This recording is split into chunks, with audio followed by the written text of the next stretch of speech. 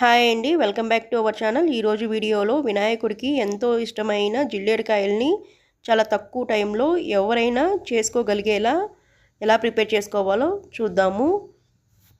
ఈ జిల్లేడికాయలు చేసుకోవడానికి ముందుగా ఇందులో స్టఫింగ్ కోసము కొబ్బరి లవ్స్ని ప్రిపేర్ చేసుకుందాము. దీనికి గాను స్టవ్ మీద ప్యాన్ పెట్టుకొని 1 టేబుల్ స్పూన్ వరకు నెయ్యిని వేసుకోవాలి. ఈ నెయ్యి కరిగిన తర్వాత 1 కప్పు వరకు కొబ్బరి పొడిని వేసుకోండి. ఈ కొబ్బరి పొడిని లో ఫ్లేమ్లో పెట్టుకొని ఒక 5 మినిట్స్ దోరగా వేయించుకోండి. ఈ కొబ్బరి పొడిని నేను బయట కొన్న కొబ్బరి పొడిని వాడుతున్నాను. మీరు ఇంట్లోది వాడుకోవాలంటే పచ్చి కొబ్బరి ముక్కల్ని మిక్సీలో వేసుకొని పౌడర్ చేసుకొని ఆ పౌడర్ని వాడుకోవచ్చు.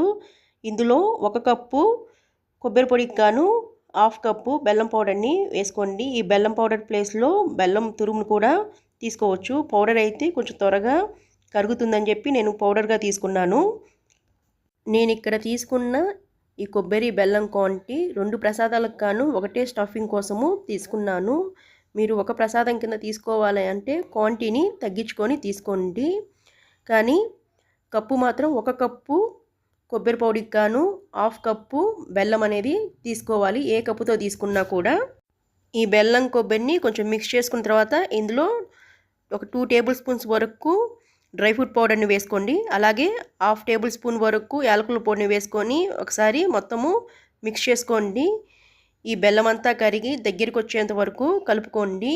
మీకు ఇక్కడ బెల్లం పౌడర్ అనేది కొంచెం డ్రైగా కనిపిస్తుంది. కొంచెం ముద్దకి వచ్చేలా కావాలి అనుకున్నప్పుడు ఒక 2 టేబుల్ స్పూన్స్ వరకు పాలను వేసుకొని ముద్దలాగా చేసుకోవచ్చు.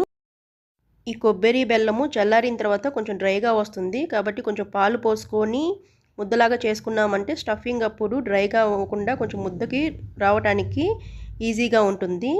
ఇలా పాలు పోసుకొని కలుపుకున్న తర్వాత ఒక 1 మినిట్ వేయించుకొని స్టవ్ ఆఫ్ చేసుకొని కొంచెం చల్లారేంత వరకు పక్కన పెట్టుకోవాలి.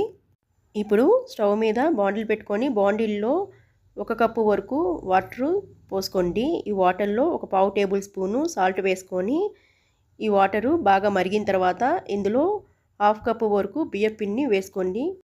బియ్యం పిండి వేసిన తర్వాత ఫ్లేమ్ని లోలో పెట్టుకొని గరిటెతో కలుపుతూ బియ్యం పిండిని కొంచెం ఉడకనివ్వాలి. నేను ఇక్కడ తీసుకున్న బియ్యం పిండి పొడి బియ్యం పిండి. ఈ బియ్యం పిండి ఇలా దగ్గరికి వచ్చేంత వరకు అలాగే ప్యాన్ నుంచి సపరేట్ అయ్యేంత వరకు కలుపుకొని ఫ్లేమ్ ఆఫ్ చేసుకొని పూర్తిగా చల్లారనివ్వకుండా కొంచెము గోరువెచ్చగా ఉండేంత వరకు అలాగే ఈ బియ్యం పిండి గట్టిగా అవ్వకుండా ఒక తడిగుడ్డ కానీ లేదంటే ప్లేట్తో కానీ మూత పెట్టుకోవాలి. ఒకవేళ బియ్యం పిండి గట్టిగా అయినట్టు అనిపిస్తే వాటర్ కొంచెం కొంచెంగా పోసుకుంటూ ఈ బియ్యం పిండిని మెత్తటి ముద్దలాగా కలుపుకోవాలి. ఇలా కలుపుకున్న ఈ పిండితో జిల్లేడికాయల్ని ప్రిపేర్ చేసుకుందాము. దీనికి గాను ఒక ప్లాస్టిక్ కవర్ని తీసుకోండి. ఈ కవర్కి నెయ్యి అప్లై చేసుకొని ఒక పెద్ద నిమ్మకాయ సైజ్ అంతా పిండిని తీసుకొని రౌండ్గా చేసుకొని ఇలా ప్రెస్ చేసుకొని కవర్ మీద పెట్టుకొని గుండ్రంగా చేత్తోనే ప్రెస్ చేసుకోవాలి. ఇలా ప్రెస్ చేసుకున్న ఈ పిండిలో స్టఫింగ్ కోసము ప్రిపేర్ చేసి పెట్టుకున్న కొబ్బరి లౌజ్ని మధ్యలో ఇలా స్టఫ్ చేసుకొని కవర్తోనే నేను ఇక్కడ చూపిస్తున్న విధంగా ఫోల్డ్ చేసుకొని అంచుల్ని వేలతో గ్యాప్ లేకుండా ప్రెస్ చేసుకోండి. నేను ఇక్కడ చూపిస్తున్న విధంగా ఇలా గ్యాప్ లేకుండా వేలతోనే ప్రెస్ చేసుకోవచ్చు. ఇలా చేత్తో ఈజీగా చేసుకోండి. ఇప్పుడు మరొక షేప్ కోసము రౌండ్ జిల్లేడికాయలని చేసుకుందాము. దీనికి గాను ఒక పెద్ద సైజ్ అంతా ముద్దను తీసుకొని ఇలా రౌండ్గా ప్రెస్ చేసుకొని ఎక్కడ క్రాక్స్ లేకుండా ప్రెస్ చేసుకోవాలి.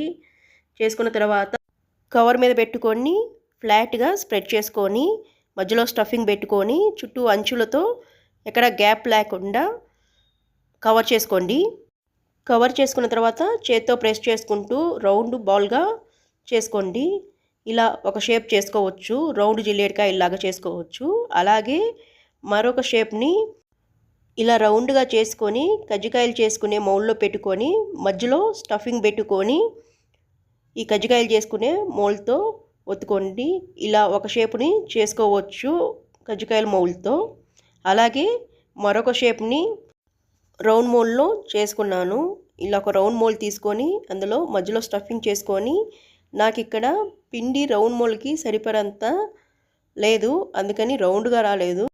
ఇలా అన్నీ రెడీ చేసుకున్న తర్వాత వీటిని ఆవిరి పట్టుకోవడానికి ఒక ఇడ్లీ గిన్నె తీసుకొని ఇడ్లీ గిన్నెకి ఆయిల్ అప్లై చేసుకొని ఈ జిల్లేడికాయల్ని ఇందులో పెట్టుకొని ఆవిరి పట్టుకోవాలి.